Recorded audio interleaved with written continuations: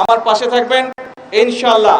আগেও যেভাবে কাজ করেছি ইনশাআল্লাহ ভবিষ্যতেও আপনাদের জন্য এবং সামগ্রিকভাবে এখন তো সারা দেশের দায়িত্ব, আগে নয় শুধু বগুড়া দেখতাম, সামগ্রিকভাবে সারা দেশের জন্য যদি কাজ করতে পারি এই দোয়া করবেন। মুরব্বী সহ মা বোন সহ সকলের কাছে এই দোয়া চাইছি। মানুষের বহুদিনের একটি আশা ছিল, বহুদিনের একটি প্রত্যাশা ছিল যে বগুড়া শহরটি একটি সিটি কর্পোরেশন হবে।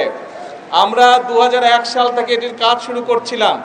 নর্মালি সিটি কর্পোরেশনের যে সকল সুযোগ সুবিধা থাকে আপনারা দেখেছেন 2001 থেকে 2006 সাল পর্যন্ত আমরা ধীরে ধীরে সেইগুলোর ম্যাক্সিমাম বেশিরভাগ যেগুলো সুযোগ সুবিধা থাকে একটি সিটি কর্পোরেশন হলে সেই সুযোগ সুবিধাগুলো আমরা গড়ে তুলেছিলাম।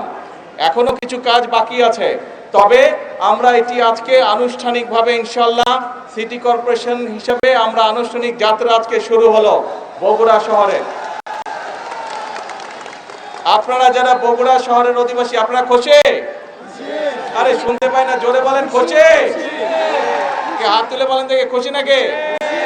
কিন্তু একটা ব্যাপার আছে, একটা না দুইটা ব্যাপার আছে। ব্যাপার হচ্ছে নিজের শহরকে কিন্তু নিজে পরিষ্কার রাখতে হবে। পরিষ্কার কিন্তু আপনারা রাখেন নাই। আমি আসার সময় ওই রাস্তাটা কি গোয়েল রোড না, স্টেশন রোডে দেখলাম দুই পাশে অনেক ময়লা। আমি প্রশাসনের সাথেও কথা বলেছি, কিন্তু প্রশাসনেরটা করবে, কিন্তু নিজের ঘর তো নিজেকে পরিষ্কার রাখতে হবে, তাই নয় কি? হ্যাঁ, এখন সেটা স্টেশন রোড হোক, গোহাইল রোড হোক, বনানী মাটিডালি হোক, ভিতরের রাস্তাগুলো হোক, যারা এই সিটি কর্পোরেশনের মানুষ, যারা সিটি কর্পোরেশনে আপনারা বাস করবেন, আমাদের নিজেদের শহরের যত্ন আমাদেরকে নিতে হবে, তাই তো? আমরা সবসময় আপনারা বলেন যে বগুড়া শহরকে একটা মডেল টাউন হিসেবে গড়ে তুলবেন, কিন্তু মডেল টাউন করতে গেলে তো শুধু সরকার একা পারবে না।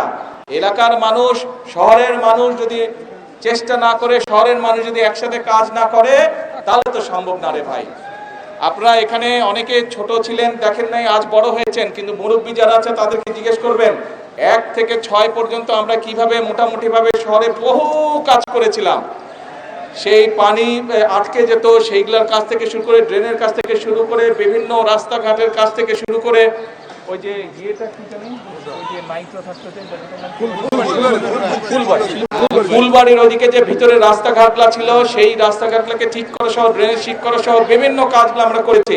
এই দুই পাশে করতর, ওই পাশে যে ব্রিজগুলো ছিল, আগে ছিল একটা ব্রিজ, আপনাদের এই বিএনপি সরকারে কিন্তু 6টা না এক্সট্রা আরো 6টা ব্রিজ আমরা তৈরি করেছিলাম। কিন্তু এই সবগুলাই আরো কাজ করা যাবে, কিন্তু আপনারা যদি যত্ন নেন, যত্ন নিতে হবে, পারবেন তো? ঠিক আছে, দেখবো যে বগুড়ার মানুষ নিজের শহরের কতটুকু যত্ন নেয়, ঠিক আছে? আর আমার পাশে থাকবেন ইনশাআল্লাহ। আগেও যেভাবে কাজ করেছি ইনশাআল্লাহ ভবিষ্যতেও আপনাদের জন্য এবং সামগ্রিকভাবে এখন তো সারা দেশের দায়িত্ব, আগে নয় শুধু বগুড়া দেখতাম, সামগ্রিকভাবে সারা দেশের জন্য যদি কাজ করতে পারি এই দোয়া করবেন। মুরব্বী সহ মা বোন সহ সকলের কাছে এই দোয়া চাইছি। আমি বগুড়ার সন্তান, আপনাদের সন্তান, কিন্তু সারা দেশের মানুষ আর দায়িত্ব দিয়েছে, সারা দেশের মানুষকে যাতে বগুড়ার মানুষের মতো খুশি করতে পারি, তাদের সমস্যাটাকে সমাধান করতে পারি, সেই দোয়াতে আমার বক্তব্য শেষ করছি। আল্লাহ হাফেজ। আসসালামু আলাইকুম।